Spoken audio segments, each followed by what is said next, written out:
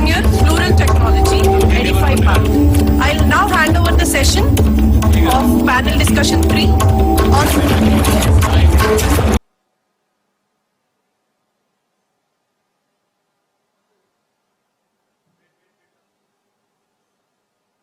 of you. I think the time constraints, you can understand. Today was a day where most of the alums went to their respective colleges and they've been interacting with them. They're having their lunch there. That's a great show. I'm sure most of them are having lunch, finishing of lunch. They're joining us. But just to give you a start before this, we had two great panels yesterday. One was the panel on tapping alumni power for an institution building. And the next was how does the global connect can happen and the initiatives taken by the Usmania University. So two great panels went ahead yesterday, and it's very great to see them, to talking about them, their initiatives and whatever their discussions happened yesterday, what they can give back to the alumni matter, and how do you brand these. A lot of things happened today. And apparently when you come back to our panel, it's very, I feel, where the academy and industry connect. There's a myth. There is a lot of things are there. A lot of people ask a lot of questions about these actually. So I wanted to make sure that these questions are very clear before this to start up. I had a morning call with all the panel members. Thank you so much for giving my time to you. Devendra sir, just to keep it very straightforward, is there a mismatch? So thank you, Banu. The mismatch is there, but what is the mismatch? That is the question. Now, when people ask me, when I have done my mechanical engineering or electrical engineering, believe me, as soon as you get out of college, everything which you have learnt has become zero. You don't need calculus, you don't need thermodynamics, you don't need any of the subjects which you have learnt anywhere in your job. The only thing which you have learnt in the college, which is really useful in the industry, is how to learn. Now, good one. Now that definitely we are learning when we are in the college. The point is, I in industry and he in services and somebody else have various different expectations. The problem is there is no exposure of the students to the expectations which are there. So once they know, only then they can start preparing towards what it is there.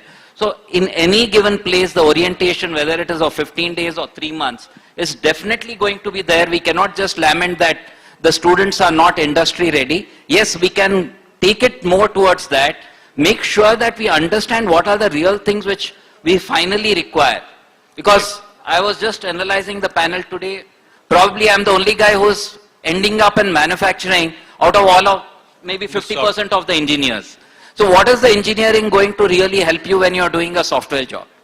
But believe me, it is only the engineers who are successful in software jobs. So it's not that it's not helping, but it's helping in the background. So we have to understand that yes, the colleges are doing a great job. Fantastic. A little more exposure will make us industry ready faster. Great. Thank you so much. Devendra sir, this question is to you. You've been discussing about this. Your son actually was doing a similar course somewhere in the university in the US. So you were talking about there's such a great model that has been created, the industry and academia connect. Can you just throw some light on that? So like I was just saying, if you look at industry, what do we have and what we don't have? We have huge amount of problems, we have huge amount of opportunities. Okay. What we don't have is we don't have time, we don't have bandwidth. So if somebody comes to us and says, okay, let us do something, we give 15 minutes and then forget about it because of the shortage of time and bandwidth. So on the other hand, we do have hundreds of things which needs to be done in the factory or in the office or in the processes. So we need to bridge this gap.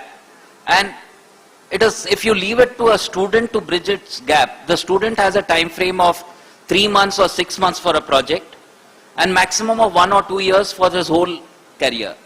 We need to build long-term relationships between university professors, not university, between university professor and company. So 1 or 2 professors for 2 or 3 companies.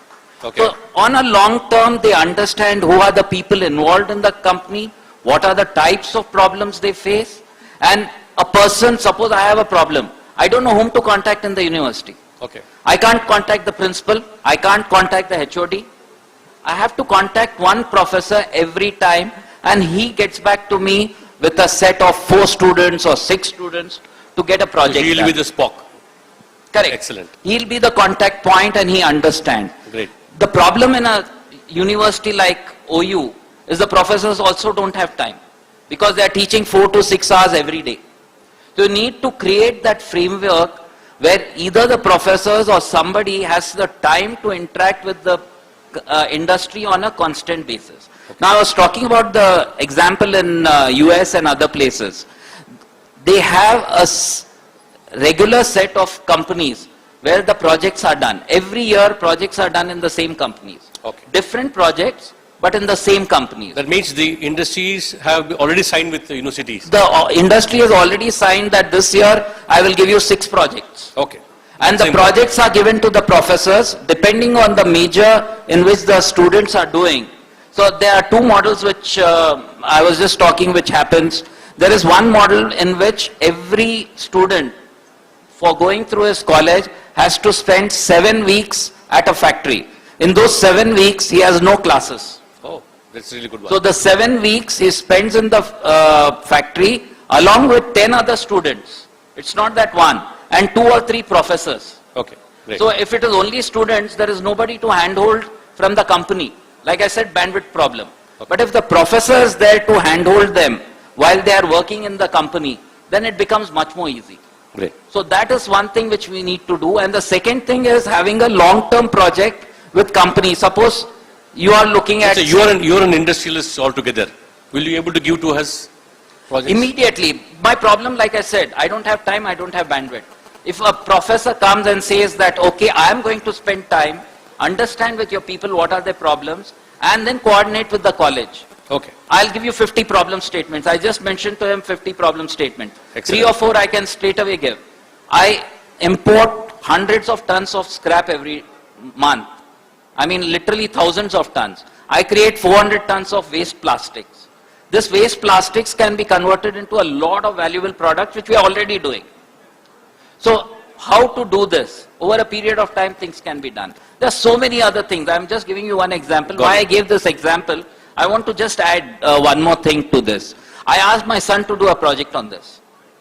And believe it or not, because he did a project on this, he got 100% scholarship in IE Spain without doing anything because he just made a project report of the real project in the factory. Oh. So the value to the students is also immense. The value to the company is there. Like I said, the problem is bandwidth and time. And that has to be done by probably the professors, but while I was interacting sometime recently, probably even the alumni can come in. There are a lot of alumni who are semi-retired or retired, who would like to spend time with the college. Yeah. And these people can become the sponsors who work between the company and the Academia. students also. Okay. Both of them. So we can probably look at that model also. Great, great. Thank you for this opportunity. Thank you so much. Bashir, you said no. Please answer this. When I don't want to make it political, by the way. See, asking government to help in something like this is absolutely stupid. Let me be very, very blunt, absolutely stupid. It is upon the colleges. According to me, it is mostly upon the professors. The colleges have to make the professors free, and then the professors have to take it up. The alum can help. I mean, if Mr. Krishna Reddy in his position tells the industry, please help, it will happen. But if you ask the government to do something, nothing will happen. But there are the policy makers, right? There are the policy makers. That's what I'm trying to say. As a person, a pollution control head can tell a company, please take 10 people as interns, they will happen. Great. But that is like a little bit of arm twisting, nothing more than that. Let me be very clear, alumni can help, but it is upon mainly the universities to take advantage of the alumni. Excellent. And the industry is ready. See, industry is very clear. We have a clear profit motive. मेरे को इसमें क्या मिलता? Okay. Nothing less, nothing more. I'm not doing it for charity.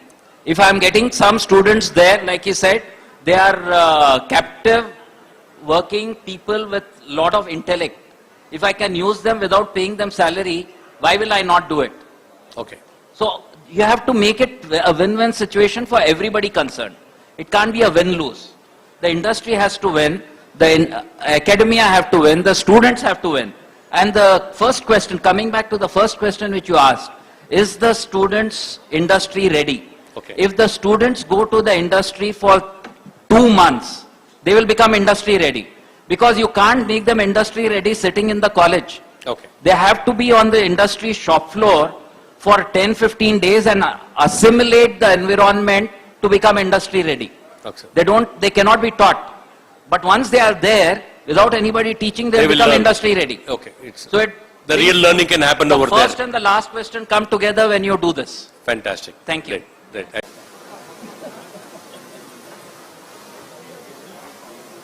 Even Garu, please come forward.